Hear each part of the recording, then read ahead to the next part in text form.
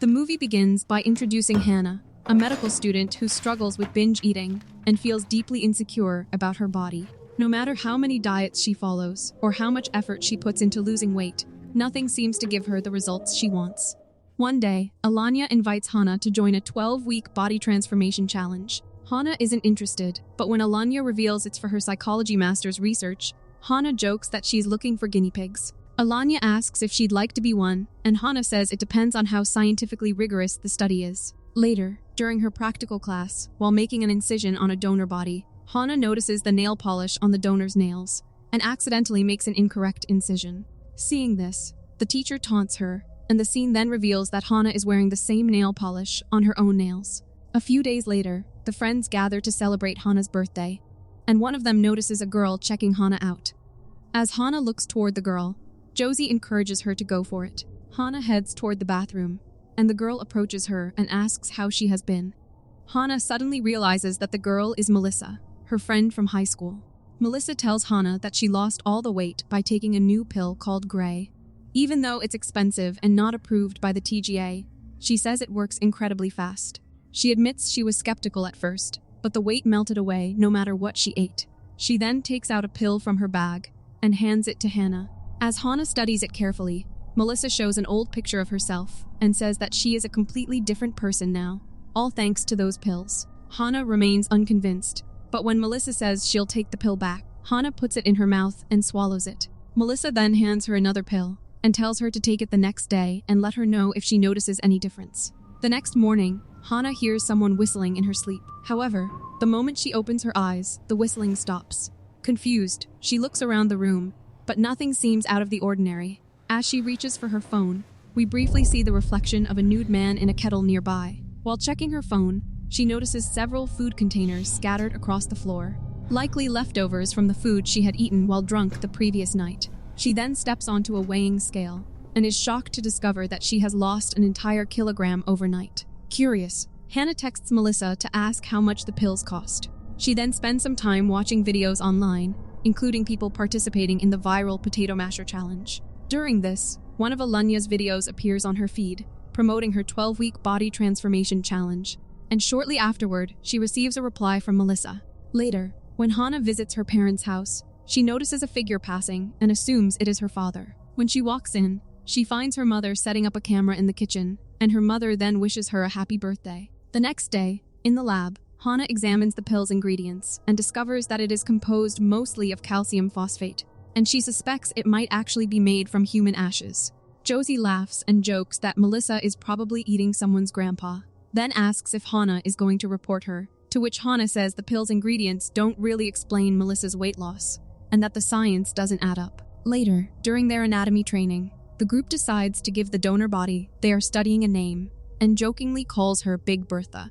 A boy removes the body's ribs, and they hand it to Hana, and as Hana goes to throw them into a disposal bin, something suddenly clicks in her mind. In the evening, she places the bones in a lab furnace and reduces them to ashes. At home, she crushes the remains into a fine powder and carefully fills a capsule with it.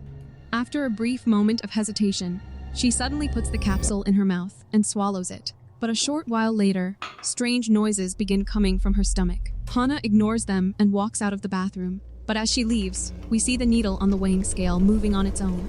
The next day, she also joins the 12-week body transformation program. Later, Hana's stomach starts making strange noises again, and assuming it's just hunger, she eats some ice cream to settle it. After that, as she is preparing tea for her, she notices something unusual reflected in the kettle, but when she turns around to check, no one is there. However, when she looks back at the kettle, she sees the reflection of an overweight person. Before she can react, the figure suddenly moves, yet in reality, there is no one standing there. Hana makes a note of it in her diary, wondering whether it is connected to the ashes or if she is hallucinating. The next day, Hana continues with her body transformation program, and that evening, she takes part in the potato masher challenge. As the days go by, the weight keeps falling off, even though she continues eating all of her favorite foods. A few days later, Alanya tells Hana that she is impressed by her progress. She says Hana should be proud of how far she has come, and asks if she would mind being featured in a post about the challenge. Hana agrees, and Alanya takes a photo with her. That evening, Hana is checking the comments on the post when she suddenly hears a strange noise in the house, and her stomach begins making those unsettling sounds again. Her attention is drawn to the kettle, where she once again sees the reflection of an overweight figure, and this time, she can even hear noises coming from that direction. Hana places a mirror in the same spot, but no reflection appears in it. However, the figure remains clearly visible in the kettle. Realizing this, she concludes that the presence can only be seen in convex reflections. She then raises a spoon and sees the figure reflected in it as well. Slowly, Hana begins stepping backward toward the figure, and as she gets a clearer look at its face, she realizes that it is Bertha. Her mind fills with questions, and she writes them all down in her diary, determined to make sense of what she's seeing. The next day, Hana's mom visits her house, and when she asks if she's going somewhere, Kimmy tells her that she's booked a vacation and will be leaving that very night. Hana is surprised and reminds her that she said Dad can't be left alone, to which Kimmy replies that she's wanted to see Iguazu Falls for the last 25 years and isn't going to pass up this opportunity. She then asks Hana if she can check on her father while she's away, and Hana agrees. Before leaving, Kimmy reminds her to change the offerings on the family altar once a week, saying they don't want to attract any hungry ghosts. That night, as Hana sleeps, she finds herself trapped in a state of sleep paralysis, and when she opens her eyes, she sees Bertha floating directly above her. Bertha slowly begins descending toward her, and before long, she starts merging into Hana's body. Just as Bertha is about to fully enter her, Hana suddenly jolts awake. As the days pass, Hana continues removing more bones from Bertha's body, turning them into ash-filled capsules and taking them regularly. And within 6 weeks, she loses a significant amount of weight. One day, Alania tells her that she is concerned about how quickly she is losing weight, and asks whether she has been following the diet guidelines. When Hana says that she has, Alania reminds her that she has a duty of care to everyone in the group, warning Hana that whatever shortcut she may have found, she can promise her that it is a dangerous path. Hana insists that she is not doing anything unusual, but Alania asks whether she even realizes the damage she could be doing to herself. Frustrated, Hana replies that she has done exactly what Alania told her to do, and has been pushing herself for weeks because she wanted Alania to be impressed. Realizing where the conversation is headed, Alania suggests they rejoin the others and then walks away. That evening, in a fit of frustration, Hana tears up her 12-week program chart and throws it into the trash. Just then, a chocolate bar suddenly slides across the floor toward her, even though no one is there. Realizing that it must be Bertha, Hana freezes in fear and slowly sits down. Nervously, she picks up the chocolate and begins eating it, but before she can even finish it, another chocolate slides toward her. Terrified but unable to resist, Hana picks it up, unwraps it, and starts eating that one as well. But Bertha slides an entire bag filled with chocolates toward Hana. A few days later, the students discovers that Bertha had liver cancer. The professor confirms that it was quite advanced, and points out that the cancer had metastasized to the abdominal wall as well. Hana returns to the training session, where Alania apologizes, saying she wasn't trying to be harsh, and knows she came on too strong. Hana replies that at least she wasn't the only one. Alania laughs and admits that she has a bad habit of telling other people how to live their lives, but insists that it always comes from a place of love. As they continue talking, a moment develops between them, and Alania moves closer and kisses Hana. Hana decides to make a fresh start and stop taking the pills altogether. She empties the ashes from the remaining capsules into a small box and hides it away in a drawer. After that, she clears all the junk food out of her kitchen and throws it into the trash, replacing it with healthier options instead. However, while scrolling through Alania's post, the fridge door suddenly swings open on its own, and the microwave starts beeping. Hana finds the fridge door open, closes it, and returns to study, but the fridge door opens again, and the strange noises from her stomach return. Frightened, Hana picks up a spoon and raises it, only to see Bertha standing behind her, now much bigger than before. As Hana stands in front of the fridge, the growling from her stomach continues nonstop. Against her will, she reaches for a bowl filled with food and picks it up. However, instead of eating it, she slams the fridge shut and dumps the contents into the trash. But resisting Bertha isn't that simple. When Hana lifts a lid, Bertha is angrier than before. Panicked, Hana rushes to her bedroom and climbs into bed. But moments later, her bedroom door slowly begins to open on its own. Now she can hear not only Bertha's heavy breathing, but also her footsteps approaching her. Before she can react, Bertha suddenly climbs onto the bed, and when Hana desperately tells her to stop, Bertha reacts angrily and storms out of the room. Hana quickly locks the door, drags a desk in front of it for extra protection, and then returns to bed. However, the very next moment, she finds herself back in the kitchen, eating straight from the sink. Before long, she realizes that she has devoured everything that was in the fridge. The next day, Hana tells Melissa that the gray pills are actually made from human ashes. Melissa is shocked to know this, and Hana then asks where she got the pills and whether she experienced any side effects. Melissa admits she sometimes had nightmares and felt as if someone was watching her. She recalls hearing whistling in her hallway one night, only to discover nobody was home. However, those strange experiences stopped once she quit taking gray. Hana gets herself checked, and after reviewing her ultrasound results, the doctor tells her that she has a small, benign tumor in her pancreas. Hana then asks about the sleepwalking, and the doctor explains that the results of her sleep study were inconclusive. She says they need to consider other possible causes, such as diet, fatigue, drugs, or alcohol. Later, Hana makes a note in her diary, wondering whether the tumor could be linked to the ashes. That evening, Hana decides to spend the night in the library and stay awake. However, after a while, one of her eyes begins moving in a very strange way, but she suddenly snaps back to her senses. Before she can react, her chair slides backward on its own, and panicked, she runs out of the library. The next day, while making an incision on a donor body, Hana suddenly imagines that the body is a cake and feels an overwhelming urge to eat it. However, she is interrupted by her teammates, and disturbed by what just happened, Hana asks if someone else can take over. Josie checks on Hana and asks if she's eaten anything, but Hana insists she is just having a bad reaction. When Josie asks whether she's still taking the pills, Hana snaps that she has no right to lecture her. Josie points out that Hana looks sick and says the pills are no different from the scam products they used to mock. Hana argues there's nothing wrong with wanting to improve herself, then accuses Josie of wanting her to stay fat and miserable. Josie responds that Hana treats being fat as something shameful, and that's the real issue. She warns that if Hana doesn't stop punishing herself, she'll end up destroying everything good in her life.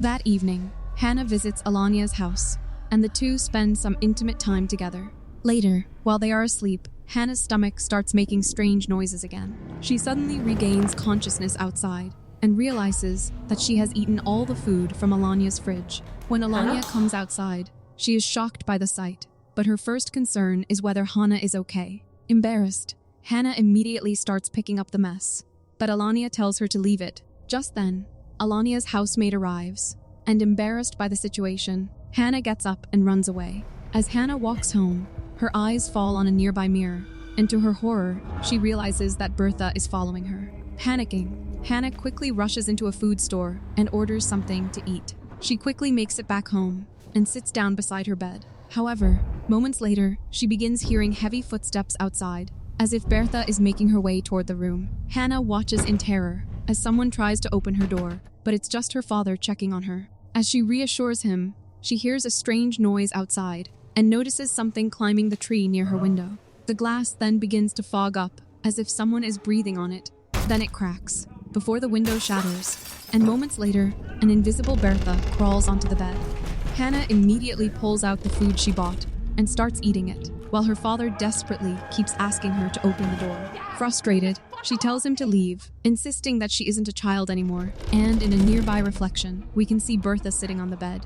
As Hana continues eating, she asks, "Is this what you wanted?" One by one, she opens every container and stuffs herself with food. However, before long, all the food is finished, yet the growling in her stomach refuses to stop. She rushes out to get more food from the fridge, but then notices the camera. She sets the camera up in her room and then hides inside a closet to sleep. But the next thing she knows, she is in her bedroom with something smeared around her mouth. She checks the camera footage and sees herself stepping out of the closet, but she doesn't seem to be in control of her actions. She then sits on the floor and eats the leftover food before turning toward the camera. Slowly, she walks closer to it, and standing right in front of the lens, she picks something up from beside the camera and begins eating it. It is only then that Hana realizes what she had eaten was body butter. Later, Hana notices that she has become so thin that her bones are starting to show, and when she steps onto the weighing scale, she discovers that her weight has dropped to just 45 kilograms. She notes it down in her diary, but then hears a noise coming from outside her room. When she steps out, she finds a plate of breakfast sitting outside her door. Carrying it with her, she goes to her father's room, where it is revealed that he is severely obese. Hana asks about the pancakes, and he tells her that he made breakfast for her, asking whether she has been feeding herself properly. Hana says she didn't even know he could cook, and he responds by asking if she really thinks he can synthesize complex chemical compounds, but can't follow a simple recipe. As they continue talking, the conversation gradually turns into an argument, and Hana complains that he never truly cared for them. He says that their mother is the one who left, but Hana fires back that he left them a long time ago. He insists that he is still here, but Hana asks, for how long? She tells him that he can't keep sitting alone in the dark forever. Finally, she gets up and says that she isn't going to sit there with him until the end, before walking out of the room. Later, Hana meets Josie in the library and admits she's losing weight too quickly and needs help. Josie reminds her that she warned her not to take Melissa's pills, but Hana reveals that she made the pills herself. Josie asks what she means, and Hana admits that she has been eating Bertha. Shocked, Josie asks whether she at least stopped taking the pills, and Hana says she did, but believes Bertha is now spiritually attached to her. Hana insists she can prove it, and has Josie look into a few spoons for Bertha's reflection. Josie sees nothing, so Hana explains her theory that Bertha appears whenever her blood sugar drops below 6 millimoles. She starts doing jumping jacks to lower it further, but Josie still sees nothing. Hana then points across the room, claiming Bertha is standing there. Josie suggests she's imagining it, and should speak to the school psychologist, but suddenly, a monitor is thrown across the room, followed by another, leaving both of them stunned. Hana explains that the more calories she consumes, the more weight she loses, and the larger Bertha becomes. It's as if Bertha is devouring her from the inside out. She adds that Melissa also experienced a strange presence from time to time, but all of those experiences stopped once she quit taking the pills. They meet Bertha's sister and learn that Bertha's real name was Grace. She tells them that the two of them were inseparable as teenagers, but Grace later developed liver cancer, which had originally started as a small tumor in her pancreas. Grace spent most of her life taking care of other people, but she was never very good at taking care of herself. She believes Grace carried a great deal of pain, and that eating had always been her way of coping with it. Over time, things got much worse, and Grace gradually cut herself off from everyone around her. In the end, she doesn't think Grace ever truly made peace with herself. Outside, Hana says she knows why Bertha attached herself to her, and must return what she took. Hana returns home, and is surprised to find that her mother has come back. She immediately hugs her, admitting that she didn't think she was ever coming back. Her mother calls her silly before noticing how thin she has become, and asks if she's okay, to which Hana insists that she's fine. She then rushes to her room to retrieve Bertha's ashes, only to learn that her mother threw it. She rushes outside and finds the ashes inside a garbage bag, but just then, the strange growling from her stomach starts again. Hana rushes home, and ignoring Kimmy's questions, desperately drinks sauce straight from the bottle. When Kimmy asks about the ultrasound, Hana says the tumor is benign, but while reviewing the report, she realizes something is wrong. Just then, there's a knock at the door, and Hana tries to stop her mother, but the door suddenly bursts open, knocking Kimmy to the floor. Panicked, Hana drags her mother inside as Bertha begins hurling objects around the house. She locks Kimmy in a room for safety, and then comes back out to confront Bertha. Hana rushes into the kitchen, but Bertha grabs her by the hair, and as Hana struggles to break free, she falls to the floor. Bertha then begins climbing on top of her, and the crushing weight of her body pins Hana down, leaving her unable to move. Hana spots a bottle of oven cleaner, grabs it, and quickly begins drinking it. And the moment she does, Bertha moves off of her. Hana rushes to the anatomy lab and locks herself inside, telling Josie to trust her. Josie begs her to open the door, but Hana begins sniffing some drugs. Josie warns her that she's taking far too much, but Hana refuses to stop, insisting that she only needs 20 minutes. She reveals that doctors found a growth in her pancreas, where Bertha's tumor had been. Hana believes the ashes caused it, and that removing it could break their connection. Josie reminds her that she can't just cut herself open. But Hana argues that surgery would take months to arrange, and there's no way she can survive that long. Josie tries to stop her, but Hana says that all Josie needs to do is make sure she doesn't bleed out afterward. She then injects herself with insulin to lower her blood sugar and lies down beside Bertha's body. Suddenly, Hana feels as though she is sinking downward, and Bertha slowly turns her head toward her. Moments later, a plastic sheet falls over Hana, and before she can understand what's happening, she realizes that she's trapped beneath it. Somehow, she manages to tear her way out and finds herself in a room filled with garbage bags. Confused, she looks around and notices a scalpel lying nearby. She picks it up, makes an incision in her abdomen, and reaches for the tumor in her pancreas. But just then, she hears a noise, and when she looks up, Bertha is right in front of her. Desperate, Hana forces her hand deeper into the cut, but to her horror, Bertha is now even closer. Without wasting any time, Hana starts cutting at the tumor, but before she can remove it, Bertha grabs her leg and drags her toward her. As Hana struggles, Bertha reaches into the wound, pulls out the tumor, and devours it, and when Hana tries to stop her, Bertha bites off her hand. However, she suddenly vanishes, and Hana realizes that her hand is completely unharmed. Just then, a garbage bag falls from above, and as Hana looks up, she sees herself standing there. The two stare at each other for several moments before Josie suddenly slaps Hana, bringing her back to reality. As Josie desperately tries to stop the bleeding, she tells Hana that she's going to get her out of there, and the scene cuts away. A few days later, Bertha's body is finally cremated, and at the end of the semester, the students attend a ceremony held to honor the lives of the body donors, where Bertha's sister is also present. One day, Hana visits Alanya and apologizes for disappearing. She admits that she was a little screwy, but insists that she is genuinely trying to get better. As they continue talking, the two gradually grow closer, and before long, they become intimate once again, before the scene cuts away. In the next scene, we see Hana devouring something. At first, it isn't clear what she's eating, but after a few moments, it's revealed that Hana has partially eaten Alanya, and her lifeless body is lying on the couch nearby. What begins as a desperate weight loss journey slowly turns into a terrifying battle, with obsession, guilt, and a hunger that can never truly be satisfied. Just when it seems like Hana has finally broken free from Bertha's influence, the shocking final reveal proves otherwise. Whether Bertha's spirit was still haunting her, or the darkness had become a part of Hana herself, is left up to the audience to decide. One thing is certain, though. This story doesn't end with healing or redemption, but with a chilling reminder of how far someone can fall when consumed by their own desires. And that was Saccharine. If you enjoyed this recap, be sure to like the video, subscribe to the channel, and let me know your thoughts on the ending in the comments below. Thanks for watching, and I'll see you in the next horror recap.